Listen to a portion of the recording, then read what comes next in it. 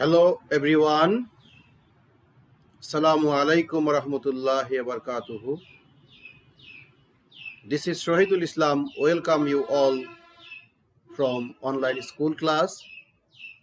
My dear student, how are you all? I believe you are all okay. You know, series wise I am discussing with you narration.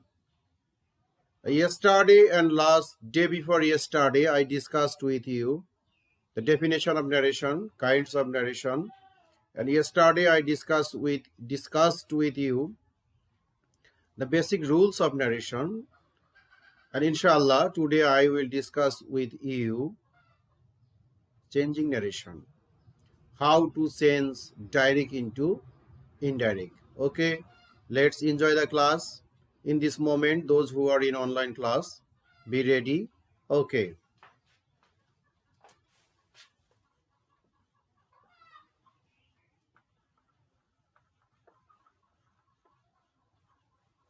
Assertive sentence. আজকে আমি তোমাদের সঙ্গে আলোচনা করব assertive sentence এর direct থেকে indirect কিভাবে করা যায়। ওকে ওকে, একটি বাক্য এক্সাম্পল দেই আমি। দেখো, হি said to me,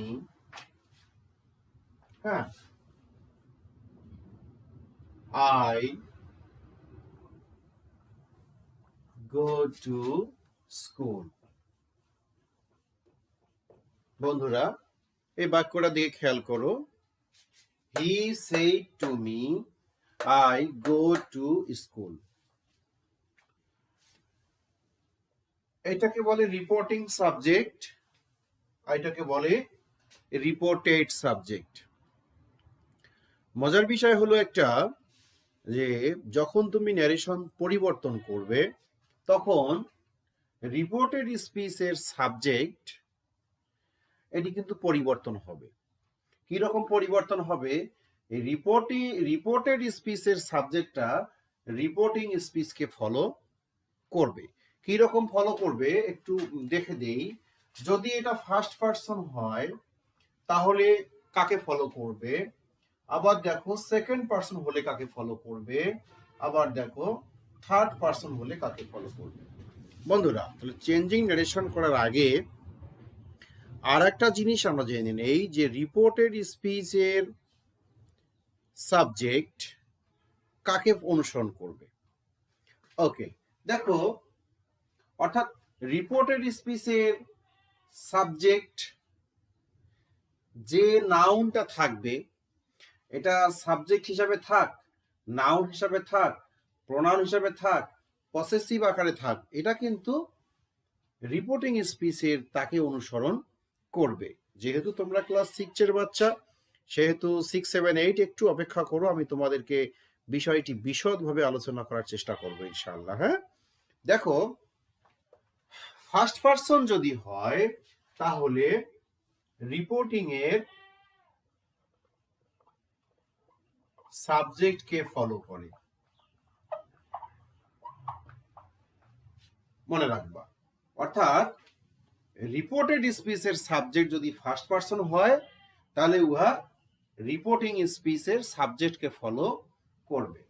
second person যদি হয় তাহলে উহা অবজেক্টকে ফলো করে। বন্ধুরা, মনে রাখবা, ফার্স্ট পারসন কাকে ফলো করলো? সাবজেক্টকে ফলো করলো। সেকেন্ড পারসন কাকে ফলো করবে? অবজেক্টকে ফলো করবে। মজার বিষয় হলো, যদি অবজেক্ট না থাকে, যদি অবজেক্ট না থাকে তবে মনে মনে মিকে বা মি ধরতে হয়, মি ধরতে হয়।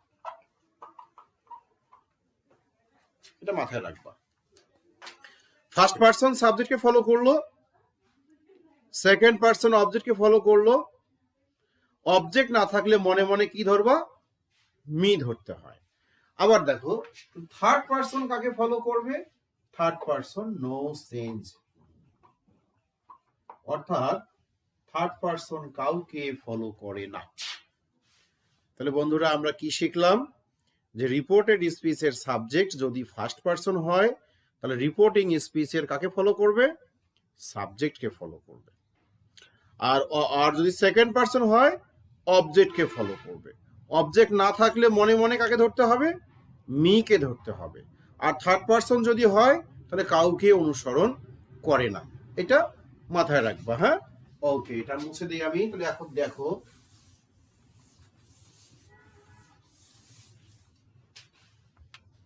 দেখো তাহলে আমরা এখন চেঞ্জ করছি হি। দেখো said to me, এখানে অবজেক্ট আছে। যদি অ্যাসার্টিভ সেন্টেন্সের রিপোর্টিং স্পিচের অবজেক্ট থাকে তাহলে says said এর পরিবর্তে টেল বা টোল্ড বসে। কি বসে, টেল বা টোল্ড বসে। তাহলে দেখো এটা কোন টেন্সে আছে, said পাস্ট টেন্সে আছে, তাহলে হি told, TOLD, told me। তাহলে স্যার টু কোথায় গেল, হ্যাঁ এই টুটা উঠে যাবে, টেল টোল্ড দিলে টুটা কি হবে, উঠে যাবে। তাহলে হি told me, আর এই ইনভার্টেড কমা আর এই কমা তুলে কি বসাবা, অ্যাসার্টিভ সেন্টেন্সে দ্যাট, যা আমরা গত ক্লাসে শিখেছিলাম, মনে পড়ে। দেখো তাহলে এখন আইটা কোন person, I first person. I follow করবে কাকে, আই ফলো করবে সাবজেক্টকে। তাহলে এটা কি আছে, হি। তাহলে আমরা এখানে কি লিখবো, হি। হ্যাঁ, এটা কোন টেন্সে আছে, পাস্ট টেন্সে আছে, সেইট আছে।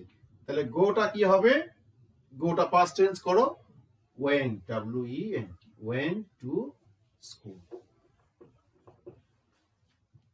প্রিয় শিক্ষার্থী বৃন্দ, বুঝতে পারছো তোমরা? এখন কি শেখালাম আমরা, পার্সনের পরিবর্তন করাইলাম, তারপরে রিপোর্টিং ভার্বের পরিবর্তন করলাম। মূলত এটা ছিল অ্যাসার্টিভ সেন্টেন্স। হ্যাঁ, ওকে, আসো এখন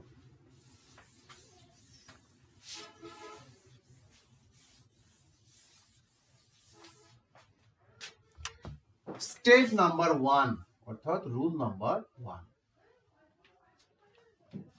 অ্যাসার্টিভ সেন্টেন্স যদি প্রেজেন্ট বা ফিউচার টেন্সে হয়, রিপোর্টেড স্পিচটা যদি কি হয়, প্রেজেন্ট বা ফিউচার টেন্সে হয়, হ্যাঁ সরি ভুল বলছি, রিপোর্টিং স্পিচটা যদি প্রেজেন্ট বা ফিউচার টেন্সে হয় তাহলে রিপোর্টেড স্পিচের ভার্বের কোনো রূপ পরিবর্তন করার দরকার হবে না। একটু দেখাই, যেমন দেখো, Runa says, SAYS, Runa says to me,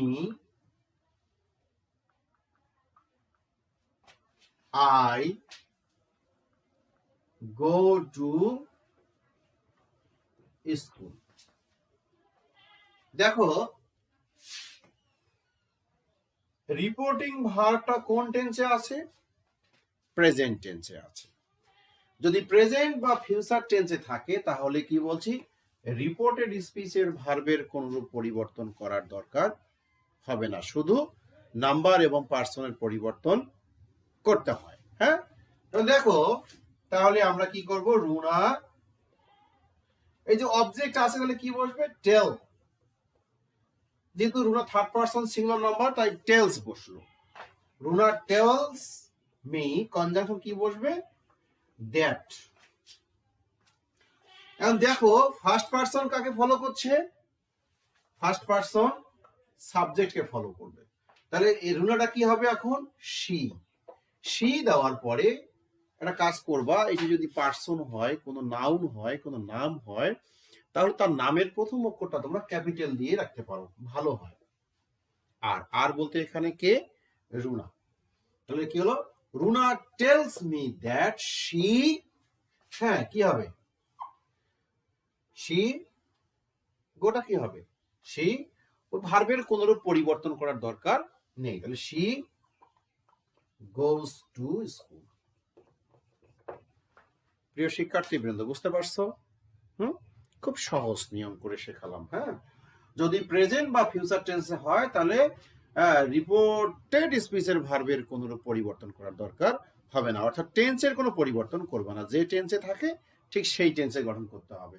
তাহলে Runa tales me that she goes to school. যদি এটা এরকম হতো, হ্যাঁ, রুনা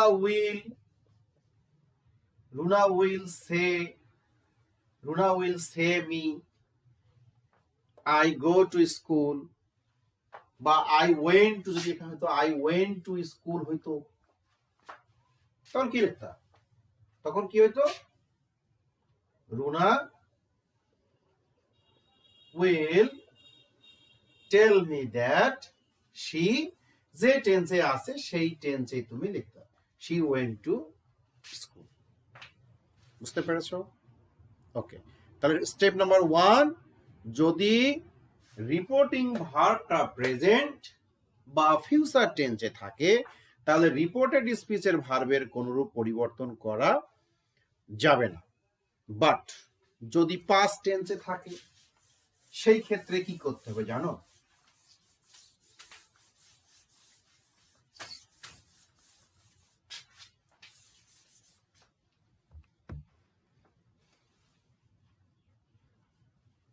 যদি রিপোর্টিং ভার্বটা পাস্ট টেন্সে থাকে তাহলে সূত্র অনুযায়ী পরিবর্তন করতে হবে।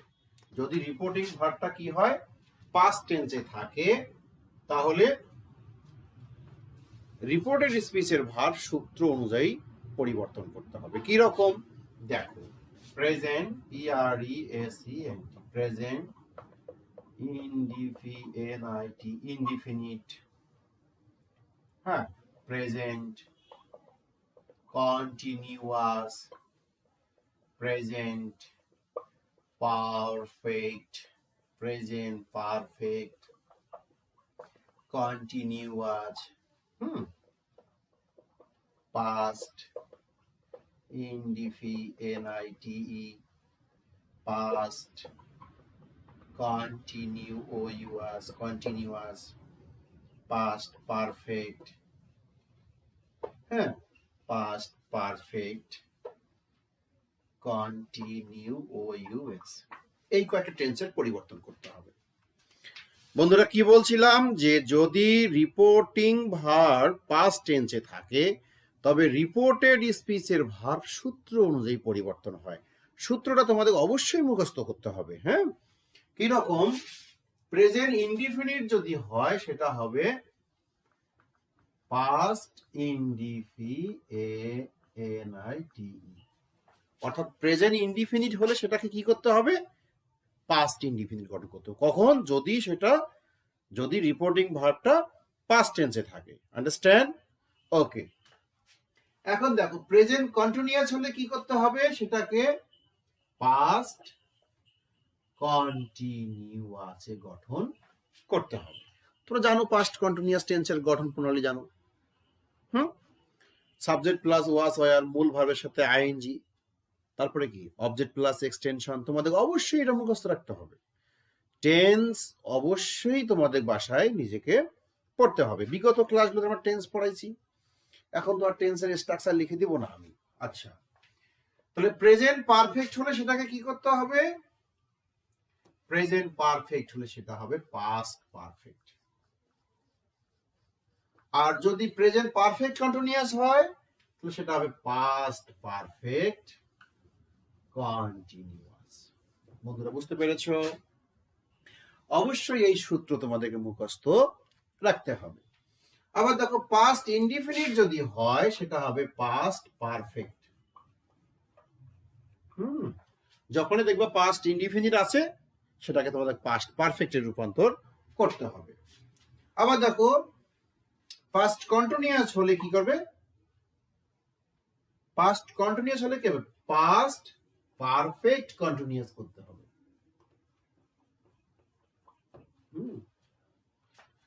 আবার দেখো যদি পাস্ট পারফেক্ট টেন্স হয় তাহলে নো সেন্স।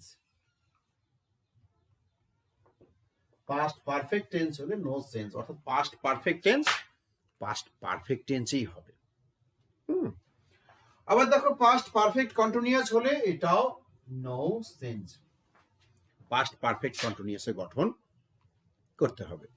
প্রিয় শিক্ষার্থীবৃন্দ, ন্যারেশন করতে গিয়ে তোমরা এই জায়গাতে সবচেয়ে বেশি ভুলটা করো টেন্সের পরিবর্তনের ক্ষেত্রে। যদি আমি আবারও বলছি, যদি এটা প্রেজেন্ট যে টেন্সে থাক না কেন সমস্যা নেই, বাট রিপোর্টিং ভার্ব যদি পাস্ট টেন্সে থাকে, তবে রিপোর্টেড স্পিচের ভার্ব এই সূত্র অনুযায়ী তোমাকে পরিবর্তন করতে হবে।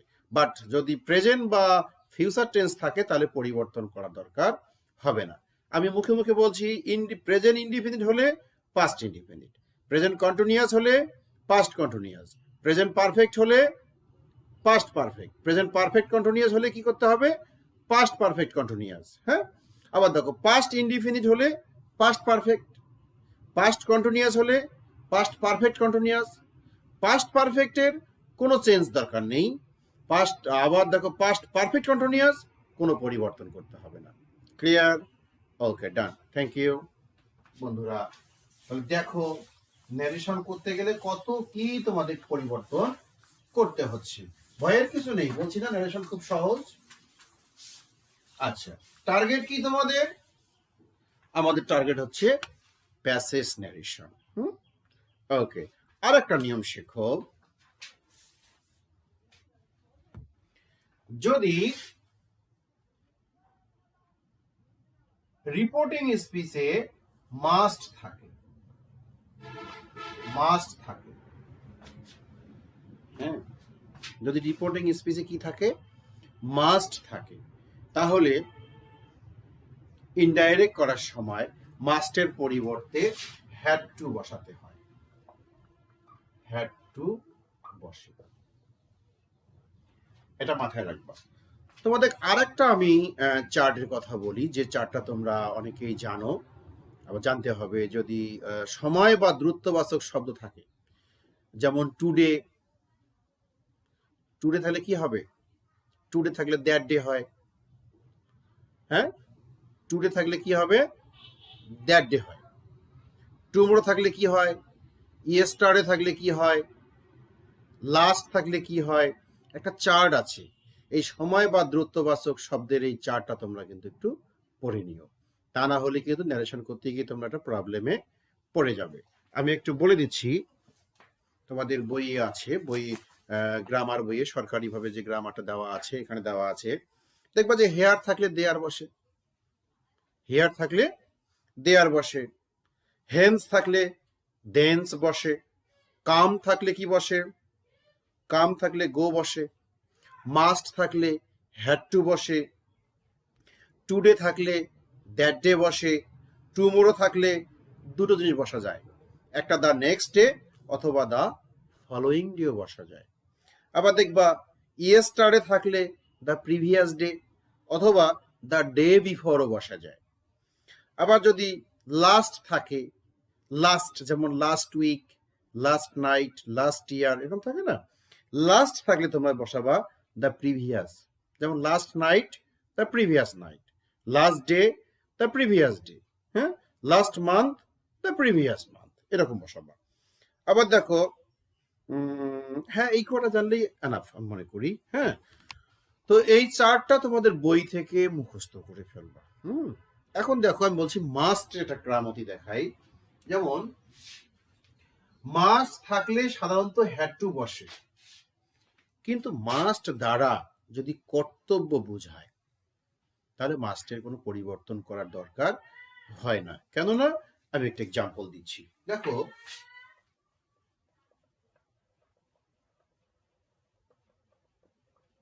teacher said you must respect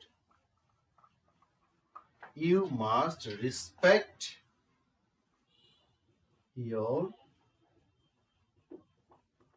parents.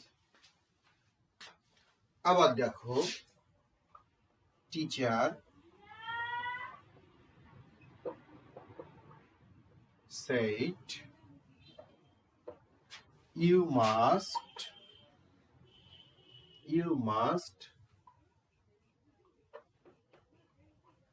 help the poor. এখন দেখো দুটো জিনিস এখানে আছে, এই দুটো জিনিসের দুইটা মাস্ট দ্বারা কি বোঝানো হচ্ছে।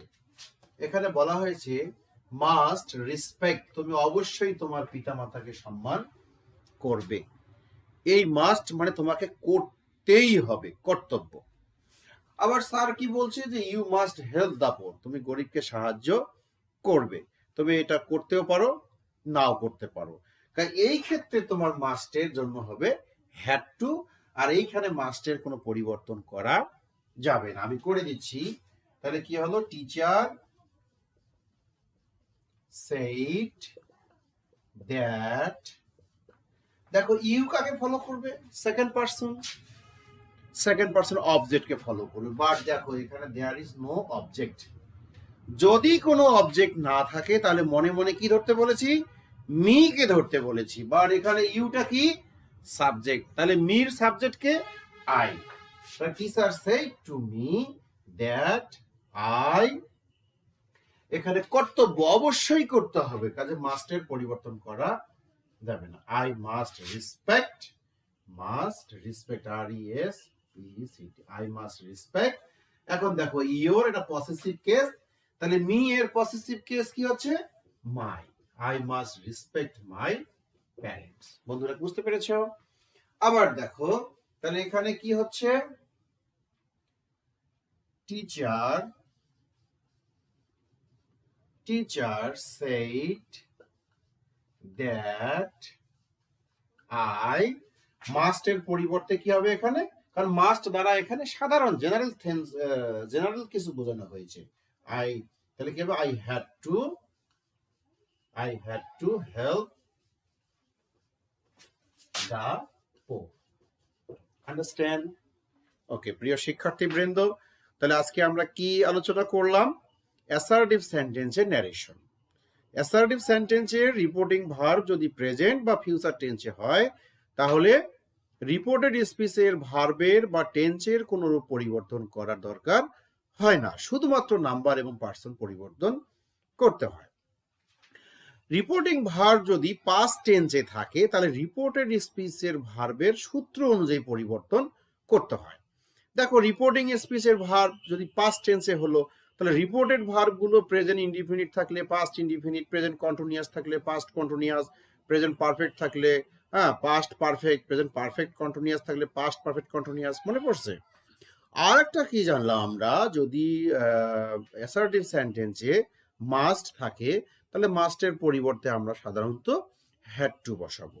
বাট এই মাস্ট দ্বারা যদি কর্তব্য বোঝায় তাহলে মাস্টের কোনো পরিবর্তন করার দরকার হয় না, যা যে এক্সাম্পলটা আমি তোমাদেরকে দিলাম। প্রিয় শিক্ষার্থী বৃন্দ, সম্মানীয় অভিভাবক বৃন্দ এবং এই মুহূর্তে যে স্যারেরা আমার ক্লাসটি দেখছেন, সবাইকে আবারও আমার পক্ষ থেকে, আমার স্কুলের পক্ষ থেকে আপনাদেরকে স্বাগত জানাচ্ছি।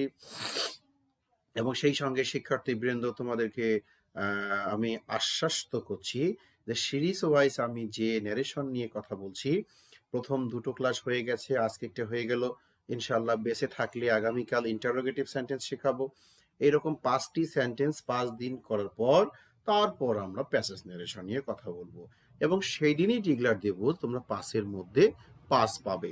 যতক্ষণ আনটিল অ্যান্ড আনলেস, যতক্ষণ পর্যন্ত তোমরা এটা মানে আয়ত্ত করতে পারবে না ততক্ষণ পর্যন্ত তোমাদের মূল্যায়নও আমি করতে পাচ্ছি না। তো সুতরাং আমি তোমাদেরকে আজকে এই মুহূর্তে বলবো তোমরা বাড়িতে এটা বেশি বেশি করে প্র্যাকটিস করো। তোমাদের যে বইগুলো আছে, গ্রামার বইগুলো আছে, গ্রামার বইগুলো থেকে, আমার ক্লাসটা থেকে আরো অন্যান্য ভালো ভালো স্যারদের যে ক্লাসগুলো হচ্ছে, ক্লাসগুলো দেখে দেখে অ্যাসার্টিভ সেন্টেন্স নিয়ে আজকে তোমরা প্র্যাকটিস করো। এবং সেই সঙ্গে যে দুটো চার্ট তোমাদেরকে আমি দিলাম, চার্ট দুটো গেট বাই হার্ট মানে মুখস্থ করা।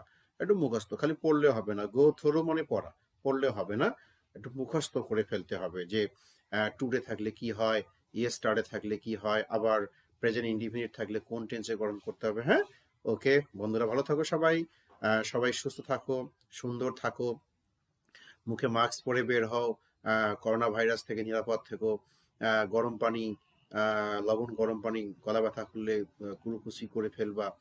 আর লেবুর রস, ভিটামিন সি যুক্ত খাদ্যগুলো বেশি বেশি করে খাও। শীতকাল সবুজ শাকসবজি বেশি বেশি করে খাবে। হ্যাঁ, ওকে, ভালো থাকো সবাই। Thank you. আচ্ছা, আসসালামু আলাইকুম।